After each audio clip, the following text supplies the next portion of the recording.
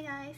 So I'm halfway into my quarantine and a lot of my friends are curious of what's it like living in a quarantine hotel in Taiwan or how Taiwan is handling the COVID-19 situation.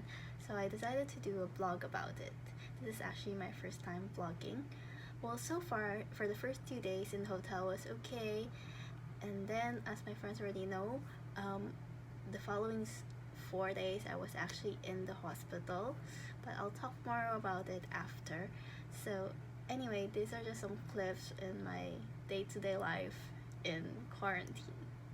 So I have arrived at my quarantine hotel. It's kind of new and clean, and they gave us a box of water, some trash bags, and then some tissue paper. It has a window. I hope there's some nice sunlight. Then I have a spare bed here. Maybe I could put some clothes or something. And then the toilet. So day 1 of quarantine, and it's warm. It's nice window with a good view. It's very sunny. Hey guys, so it's day 2 of my quarantine, and then yesterday I received the care package from the city hall. It's really big. So a lot of my friends were curious on what we got, so I'm doing a little unboxing. So first off, we get a cleaning bleach. I guess this will be very useful. Next, we get a pack of tissue. We actually got around 6 rolls of tissue from the hotel already, but I guess 14 days we need a lot of tissue. And then we get some trash bags, a giant pack of face masks. I guess there's around 10 pieces here, maybe. I'm not sure. It's really thoughtful, especially now that there's like not a lot of face masks and they gave us such a big pack. It's really helpful. And next, we got some access to websites and apps where we could watch shows so we don't get bored during the 14 days, I guess. And then we get a bar of soap and some healthy snacks. You just add water and you're ready to go. It's like really healthy. I saw that in other cities they get chips and stuff, but like this city they want us to be healthy. And this last thing I think is super useful.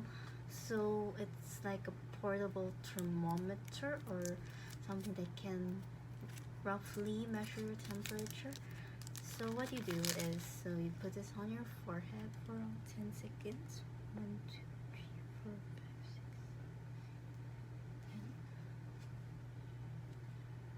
10. And then so the number here will show you roughly your temperature range. So mine now is at around 36. So there's 3 numbers that can be shown: 36, 37, and 38. So I think this is like super convenient. You could just put it in your bag and bring it with you, just so that you could roughly know what's your temperature. Yeah, this one I really love. So yeah, that's about it. And yeah, you get a list of emergency numbers to contact, just in case something's happening, right? Some letters.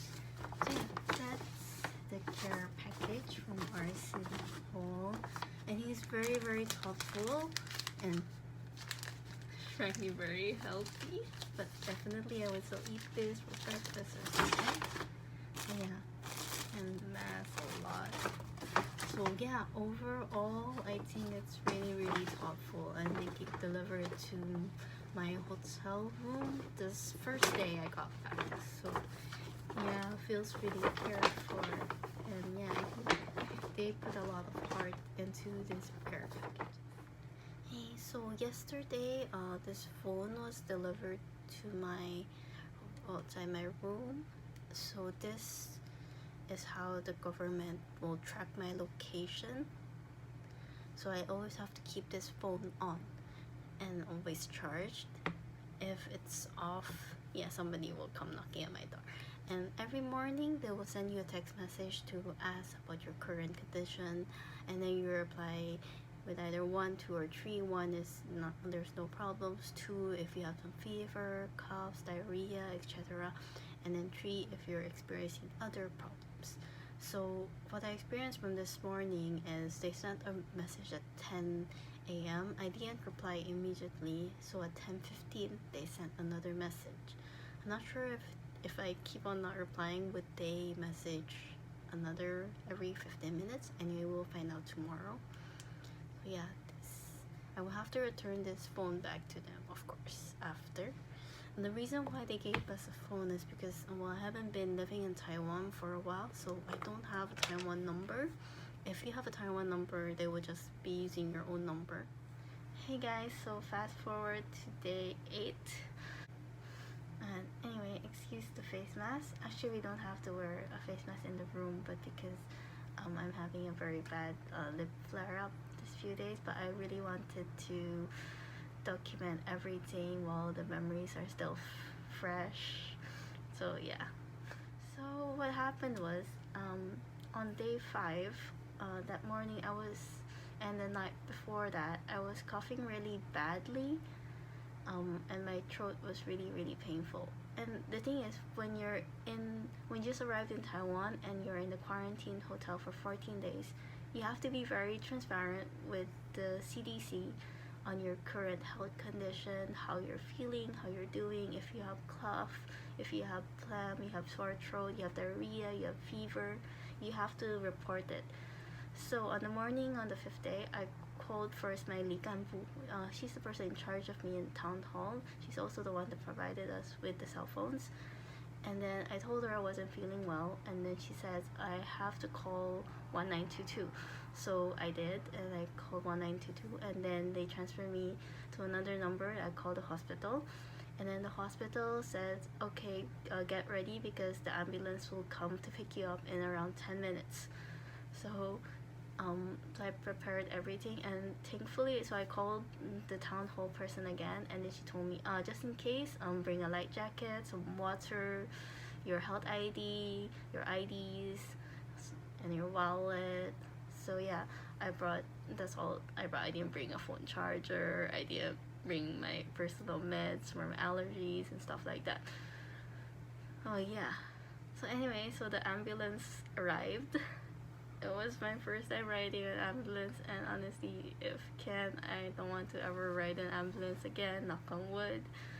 And then so I went to the hospital. So when we arrive at the ER entrance, we're actually not allowed to go inside the hospital immediately. We sit outside the hospital, and then so you fill up some forms asking about your information, where you've been, your travel history, what are you feeling. And then so I filled it up, and then I was called in to go to the ER. So there's a small room that you go into, and then there someone called me on the phone. It's a doctor, and he asked me again what I'm feeling, what like if I have sore throat, diarrhea, fever, stuff like that. And then after that, I was asked to go out again. So I was waiting there, and then another person came out, and then he brought me to take my x-ray. So after the x-ray, I sat down again, and then my phone rang again, and then that's when they told me that there's too much phlegm in my lungs. It's not a normal amount, and that I would need to stay overnight at the hospital for observation. And then actually that time I already started getting nervous. So, and then they asked me to sit at the tent, on the other side of the ER entrance. There's this tent. So I sat there, and the guards started to like build a barricade around me. At that point, I was definitely very panicked. And then 2 girls in PPE suits came out, and then I was ushered onto another ambulance, and at this point they were like saying, don't touch anything, don't touch anything. And I was like, what?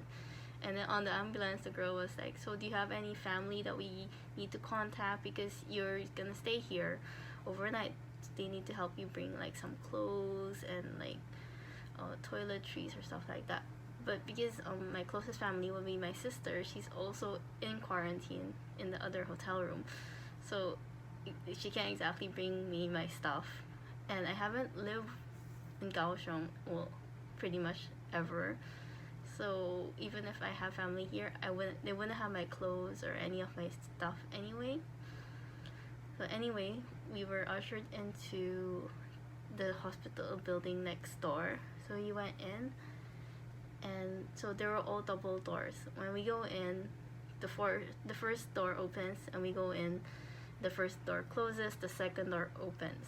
So, and I was ushered into my room, which is also the same setup. So this is my room. It's a negative pressure isolation room. So this is where the nurse changes into their PPE suits before they go inside my room. And here's where they'll pass food to me and stuff, and that's how they open the door in the bottom. Then they asked my medical history and travel history, and I got swab tested for COVID-19 and SARS. It's actually very uncomfortable because it's until the back of your nose. And then I was put on IV antibiotics.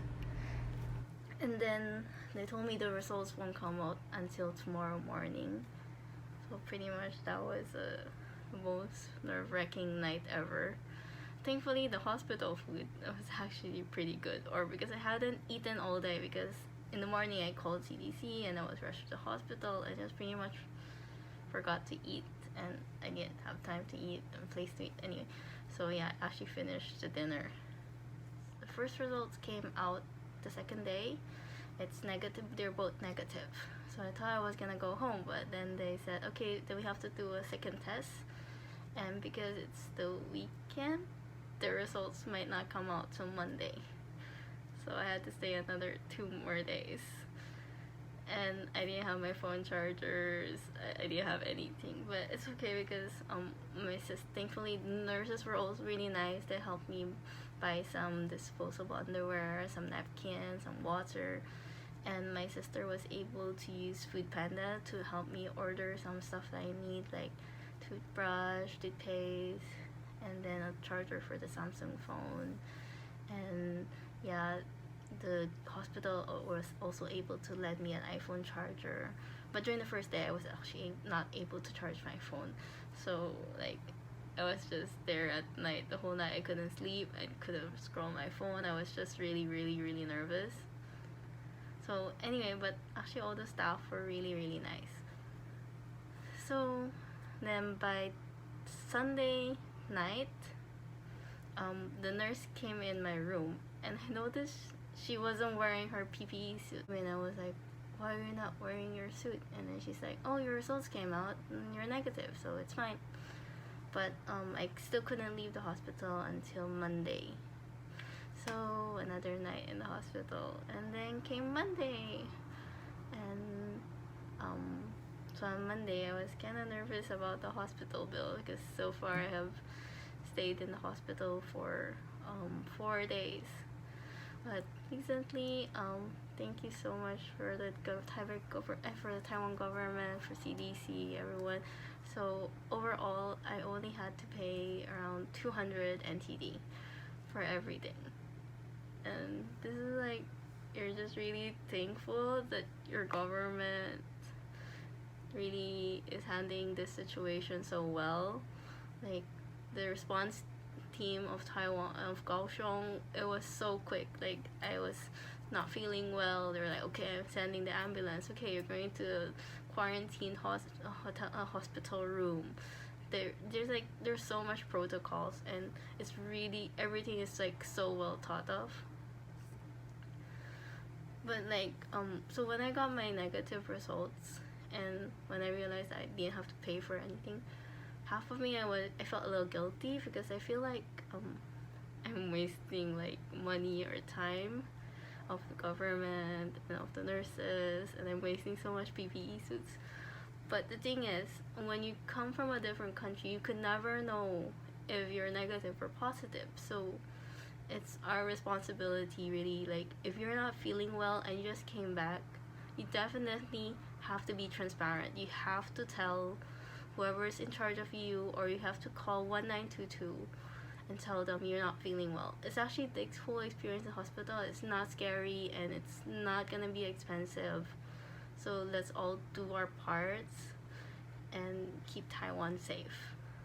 But definitely pro tip, before, when they tell you you're gonna go to the hospital, bring some extra clothes, bring a toothbrush, bring your meds, bring your phone chargers. Yeah, because you never know. Like, you don't know if you're gonna just stay there for 4 days. So yeah, well, so far that's my first 7 days in quarantine. It's been really a roller coaster.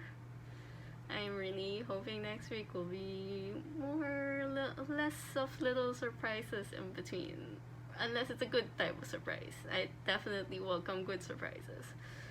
But yeah, I'm really, really, really, really thankful that I am in Taiwan right now, and the government is amazing. The people are amazing. All the nurses are so kind, so nice. The doctors were so nice.